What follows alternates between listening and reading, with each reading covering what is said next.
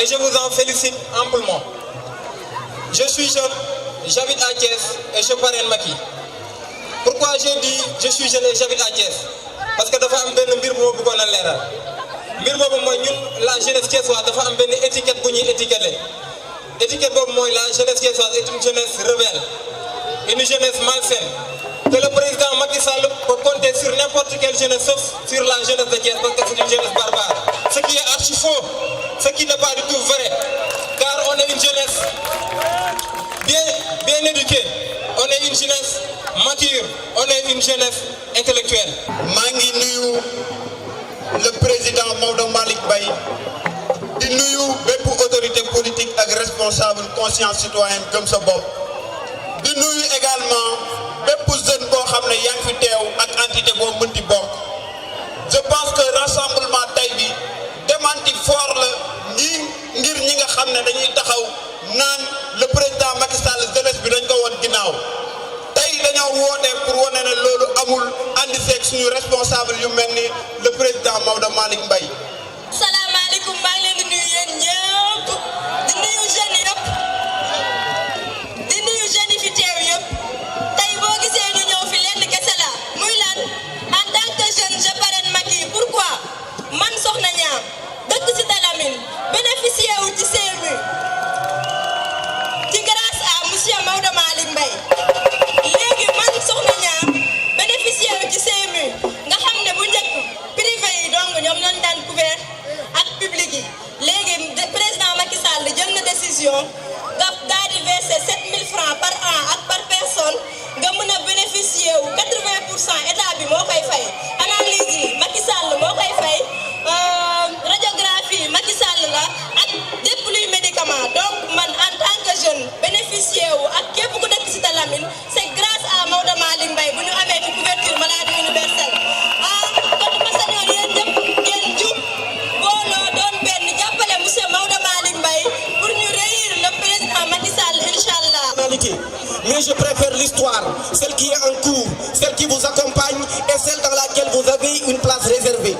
Ayant rempli votre mission, j'ai le devoir de m'adresser à ces jeunes, vêtus tous et sans distinction aucune de la couleur blanche. Cette couleur qui symbolise cette forte mobilisation, cette couleur qui symbolise cet attachement qu'ils ont à l'endroit de vous, encore une fois. Et vous verrez, au soir du 19 février, vous allez porter M. Maodo Malick Mbaye qui va accompagner son excellence budget Macky Sall pour sa réélection dès les premiers tours. di wax ne Maodo lii nga organisé tey sànq dama fi jaar di dem Fandène moo ko téléphone ne ko Maodo de fi ma romb de weex na de te boobu je pense il était pas encore 17 heures 20 heures mooy le quart place bi ni mu meloon vers 15 heures 16 heures 17 heures dafa yokk waaye wàññeekuwul loolu li muy wane mooy nit ñu fi nekk kenn luwewu leen ndax ay nit na ku leen luwe am na jamono boo xam ne bu jotee jigéen ñi dañuy dekkali ji xale yu góor yi wuti leneen lu ñu réglé ji ñi nga xam ne ay jànqaleñ te comme tey la dimanche jéem a xool nu ñuy lijjanti jee seen bopp parce que suba la altine dañuy xëy donc lii li muy wane mooy au moins fii nga xam ne mooy Thiès ba tey am na ñoo xam ne comme votre mouvement gëm nañ seen bopp. fi mu toll nii ci cadre mouvement gëm sa bopp gars yi dafa am benn slogan bu bees bu ñu créé ndaw yeeg ñëpp ci la ñuy dox mooy gars yi actuellement ay mbayekun lañ xam nga mbayekun maanaam ni mu amee cantakun ñi fi nekk ñëpp ay mbayekun lañ te loolu engagement boobu gis nga bala nga woon a xam ni dëgg la ma ne bala ñu woon a xam ne engagement bi dëgg la Maodo ne nañu fi toog ba suba ñu xëy liggéey boo yeewoo fi ngay fekk gars yi ñu toog loolu nag liñ ci bëgg a wane mooy yaakaar naa ni Abdou wax na ko léegi gis nga mbooloo mi ku leen gis ñu toog nekk ay jeunes nga war a xam ne toutes les candidatures farfelues sont éliminées ku gis jeunes yi ñu toog nga war a xam ne nous allons gagner les élections au quart de tour il y aura même pas de premier tour.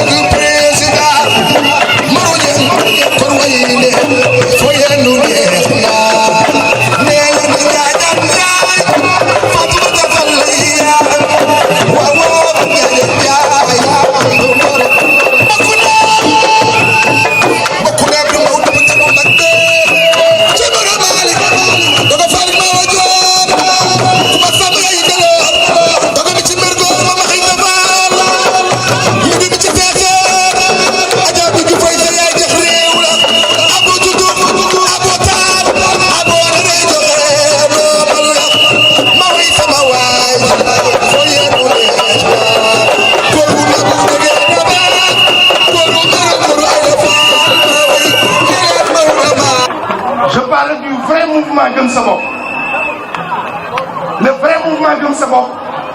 est avec le président qui incarne le Gëm Sa Bopp, c'est-à-dire le président Macky Sall. Parce que Gëm Sa Bopp mooy nga nekk ci nguur ñu sonal la bundu xatal la nga am ci lu ne nga taxaw delloo lépp demaat ci askan wi laaj ñu jox la tey nga jiite réew mi. Donc ñun suñu philosophie Gëm Sa Bopp ñu ngi koy puiser ci démarche ak vision bu président de la République Macky Sall. damay wax nag souvent actualité bi dañ may laaj kooku di wax Gëm Sa Bopp pour lan doo ko tontu ma ni leen sàcc ndënd yomb na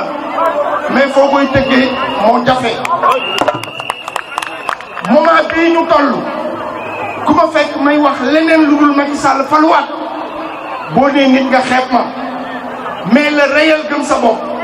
le Gëm Sa Bopp reconnu mi ngi ci suñu loxo ñun la ko ministre de l'intérieur jox. maintenant nag Sénégal dafa jafe parce que ku fi taxaw contre Macky Sall boo jëloon autoroute à péage bi boo mbëkkee dara sax taxaw ni Macky Sall tax ma mbëkk ko donc duñ leen may loolu. ñooñu wax ni dañu bëgg nekk candidat dañ leen di bàyyi ba ñu dem ca ñu xam ni bési góor a koy bay. en 2019 nañu bàyyi naan il n'y aura pas d'élection en 2019. En 2019 il n'y aura qu'une réélection, c'est la réélection du président Macky Sall au premier tour. Je remercie infiniment Abdou Mbow, mon frère et ami, il a dit. Lui, c'est mon frère et mon véritable frère. Seynabou Ndiéguène, Brin Ndiaye, Yaya Lissi, c'est qui est ma sœur. Ak Cheikh Ahmed Tidiane Kane, ak tous les responsables de Benno Bokk Yaakaar yi ñëw teew fii. Jeunes yi message bi jàll na xam nañ ko mais damay bëgg encourager Ibou Diagne pour son engagement ak li nga xamante ni wane na ko fii te bu ma ko waxee wax naa waa 100%, wax naa waa Maodo famille, wax naa toutes les structures jeunes yi bokk ci mouvement. Maintenant lan moo am ba des Assane Gueye ma lay féliciter bu baax di la encourager pour le travail que tu as à rendre. li may bëgg a wax jigéen ñi duma leen lim yéen bi ngeen wootee ku ne xam na ni ba si góor a koy bay mais xam na ni tamit góor baax na jigéen baax na donc duma leen lim yéen ñëpp gis leen seen bopp ci remerciement bi ma leen di wax bi ma leen di jox. sama collaborateur yi quand je cite El Hadj Diallo mën na yóbbaale ñëpp parce que nag boo ànd ak ay nit ñu nangul la te juróo leen jëndoo leen engagement moo ko waral bu nit ñi teewee war nga leen a delloo njukkal parce que la reconnaissance est un attribut divin ñun nag dañoo amul choix c'est-à-dire ñun en 2019 waxuñu ñu tànn leen dañoo tegal li baax tegal ñu li gën tegal ñu yidul dara donc ñun amuñu choix li ci des rek mooy ñu am une dynamique unitaire El Hadj wax na ko léegi li am solo du kan mooy jiite Thiès ak région beeg département bi ñun kenn la ñu am bañ na ko ba yéen da ngay na jël seen photo leader sol man ma jël sama photo leader sol ñun ñëpp kenn la ñuy tax ñu yëngul muy le président de la République Macky Sall li ma ci wax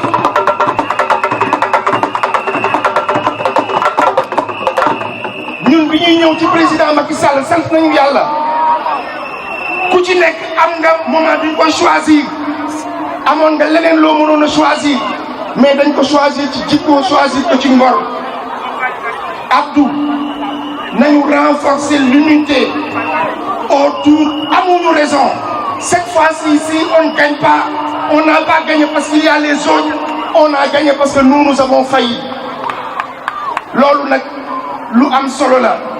jaay na ba maa ngi lay nuyu madame Camara bu baax au nom de toutes les femmes de Benno Bokk Yaakaar maintenant li ñu woote tey mu concerne les jeunes dafa am ñaar yu ñu bëgg a wane dañu Thiès est une ville contestataire ñu ne wax baax na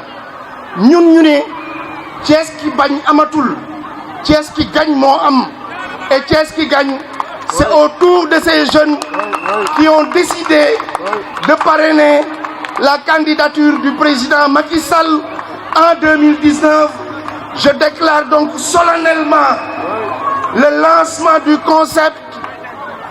jeune parrain de Macky, c'est-à-dire JMP, qu'on va lancer un peu partout. Ñu ngi leen di sant di leen gërëm. Asalaamaaleykum wa rahmatulah.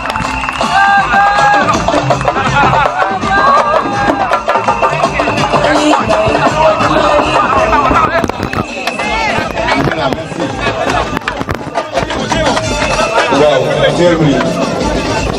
D'après, c'est le micro.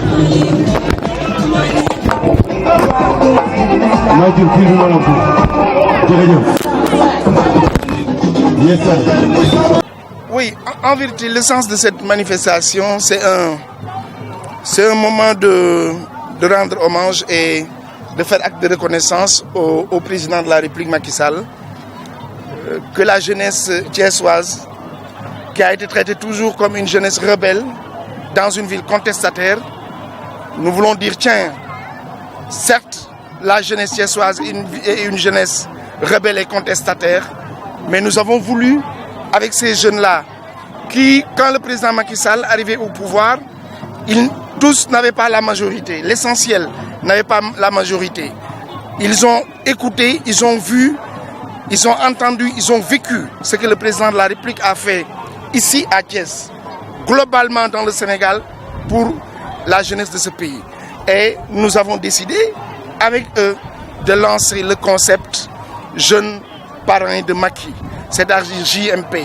JMP est un concept que nous lançons aujourd'hui ici à Thiès, mais qui part pour aller dans les confins les plus reculés du Sénégal, pour mobiliser le maximum de jeunes, le maximum de primo-votants pour la réélection du président de la République Macky Sall. Parce que nous estimons que la réélection du président de la République Macky Sall est pour nous une responsabilité générationnelle. Pour la bonne et simple raison que nous avons fini de comprendre que pour l'élection présidentielle,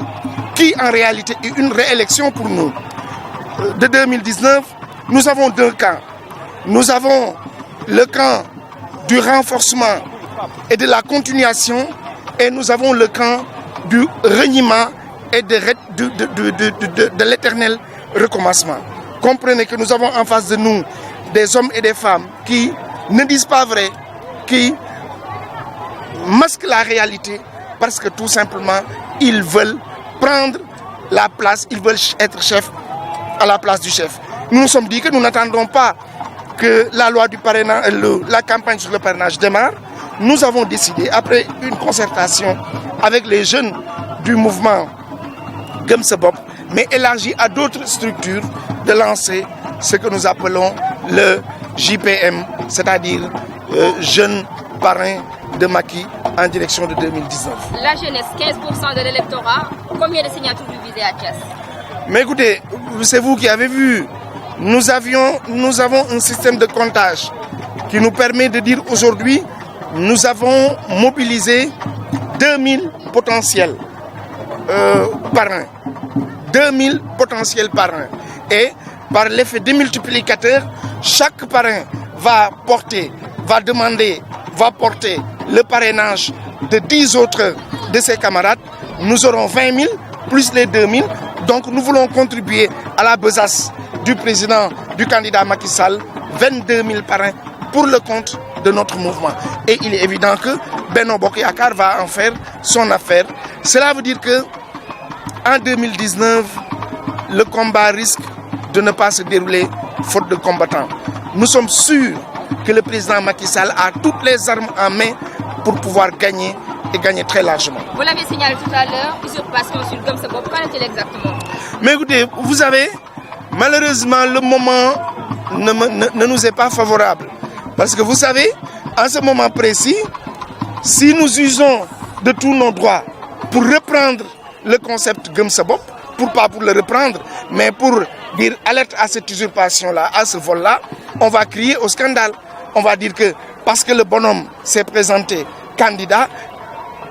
nous jouons la carte du régime, alors qu'il n'en est rien. Mais ce que nous savons, c'est que à partir du 25 février, nous allons régler ce problème parce que le concept Gëm Sa Bopp nous appartient et nous nous sommes beaucoup privés. Pendant 10 ans, nous sommes beaucoup privés au nom de ce concept. Nous n'avons pas attendu d'être arrivés au point de départ, d'être parrainés, d'être portés, d'être engraissés par des hommes politiques pour dire Gëm Sa Bopp. Quand nous partions Gëm Sa Bopp, Ibou Diagne l'a dit, beaucoup de jeunes qui sont là n'avaient pas 10 ans. Ils ont fait le trajet avec nous, donc nous n'avons aucune inquiétude à ce niveau. Mobilisation c'est bien, mais en ordre dispersé des responsables locaux, des rencontres à Dakar, au même moment d'autres rues dans les brancards. Quel est le message de Maodo Malick? Mais écoutez, moi je dis quand même que à Dakar quand même il y avait l'essentiel des responsables de la coalition Benno Bokk Yakaar qui étaient là. Il faut avouer quand même que parfois lors des réunions, les gens peuvent avoir des empêchements. Mais ce que je sais, c'est que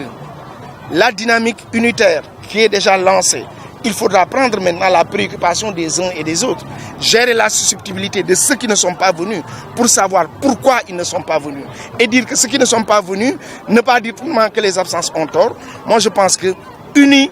nous vaincrons. Et nous devons aujourd'hui, nous devons nous aimer, nous les responsables de Benno Bokk Yakaar. Pas,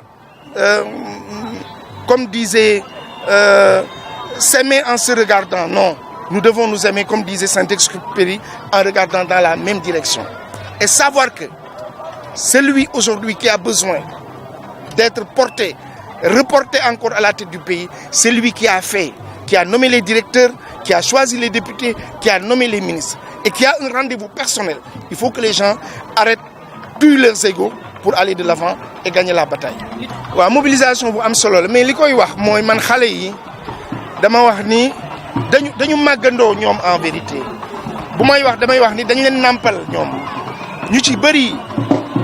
10 ans gis nga ko fi wax ba rangooñam tuuru, c'est très fort, c'est pas du théâtre ça. Bi ma leen waxee dama leen waxoon ni indil leen ma 2000 ñu ne nañ la indil lu ëpp 2000 ñu ne mais président nañ indi 2000 yu taxaw yu dul bouger yuy wane ni ñoom xaalis taxu leen jóg parce que ñoom amuñu des rapports d'argent. C'est des jeunes yi nga xamante ni gëm-gëm la ñu ànd ak ñun, philosophie la ñu ànd ak ñun, donc ñu woote lii tey wax leen ko ñu xalaat ci ba lancé tey li ñu ñaan JPM maanaam jeune parrain de Macky en 2019 ñu lancé ko Thiès fas yéene ko tas nag ci réew mi fexe ba nga xamante ni jeunes yi nga xamante ni souvent dañuy rus am complexe wax ni ñoom ñi ngi far ak pouvoir ñii sans complexe dañ ko assumer te loolu je pense que lu am solo la lu ñuy en tout cas rafetlu la di wax ni li ñu bëgg mooy ku ci nekk ci ñaari junni nit ñi teew indi fukki nit nga xamante ni ñoom ñëpp dinañu indi ñaar fukki junni nit ak ñaari junni yooyu mu nekk ñaar fukki junni ak ñaar ci ay ndaw yi nga xamante ni dañuy wax ni ñun dañuy delloo Macky Sall njukkal falaat ko sens bi mu am nag mooy dëkk la bi nga xamante ni dañuy dëkk rebelle la dëkk buy kaas la mais dëkk boobu tey moo am taxawaay bi wax ñi ndaw ñi taxaw nañu pour ànd ak le président Macky Sall. non xam nga man damay wax ni xam nga politique ak xëccoo ñoo ànd politique ak wane sa bopp ñoo ànd mais bu ñu yeggee ci des élections aussi sérieuses man dama jàpp ni nit ñi dañu war a xam ni nag ki la tingoom ba nga gis fu sori bul defee ni say bët a neex de wala ki ñu tingoomul da nga koo gën a baaxi bët mbagg yi nga tegoo am doole ba ngay gis fu sori te ki tingoom ñëpp nag moo soxla moo tax ma wax ni dañu war a nit ñi waxuñu nekk ay xarit parce que quand même politique am na ñi nga xamante ni duñu ay xarit mais dama bëgg wax rek ni que man gëm naa ni dinañu daje dinañu ànd parce que tey gis nga waa Benno Bokk Yaakaar yëpp teew nañ fi réunion boobu amoon nag ñi ci teewul presque man dama jàpp ne dañu amoon empêchement mais xam naa ni daal man xam naa ni gëm naa ni man ni ma gëmee ni élection yi yu sérieuse la damay jàpp ni gënuma koo gëm kenn te ku ne xam ne ni nag ki jox ñëpp moom moo soxla donc yaakaar naa ni nañ def effort ñun ñëpp àndandoo pour mën a jox une victoire éclatante au président Macky Sall. Merci beaucoup.